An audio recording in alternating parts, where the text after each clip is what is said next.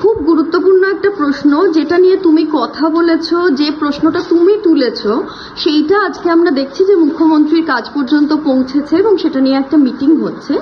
যেটা বলা হচ্ছে এই যে হিন্দি ছবির চাপে সিঙ্গেল স্ক্রিনে বাংলা ছবি কোন ঠাসা, সেইটা নিয়ে তোমার কি বক্তব্য?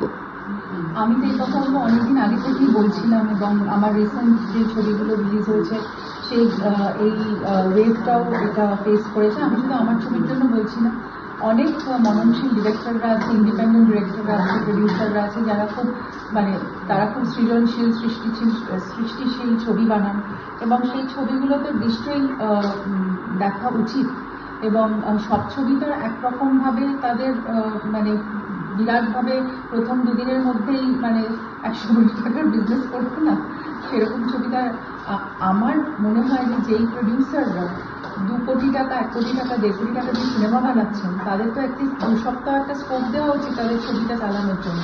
এবং দর্শক তো 3 দিনের মধ্যেই একটা সিনেমা দেখে ফেলতে পারে না, তো তারাও ওয়েট করবে, তারাও একটা অ্যারেঞ্জ করবে, সিনেমা দেখতে যাবে। এবং তারপরে যে শো টাইম 2 দিনের মধ্যে, আমি কোনোদিন জীবন দেখিনি যে একটা শো চলছে 2 দিনের মধ্যে তার শো টাইম চেঞ্জ হয়ে যাচ্ছে, 3 দিনের মধ্যে সেই শোটা চলে যাচ্ছে ওখান থেকে।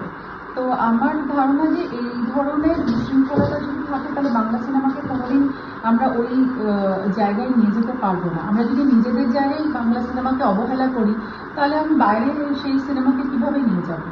তো আমি মনে করি এই 30-32 বছরে আমার ক্যারিয়ারে I have been a very dedicated actor. আমি বলবো আমি একজন সিনেমা কর্মী এবং আমি সিনেমাকে ভালোবাসি।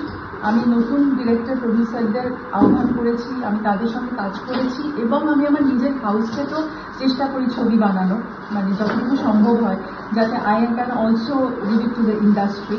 কিন্তু সেখানে এত প্রতিকূলতা আসছে যে সেগুলোকে খুব ডিফিকাল্ট হয়ে যাচ্ছে মানা। তো এবার যদি এটা একটা ভালো সলিউশন হয় আমি নিশ্চয়ই এর দিকে তাকিয়ে থাকবো।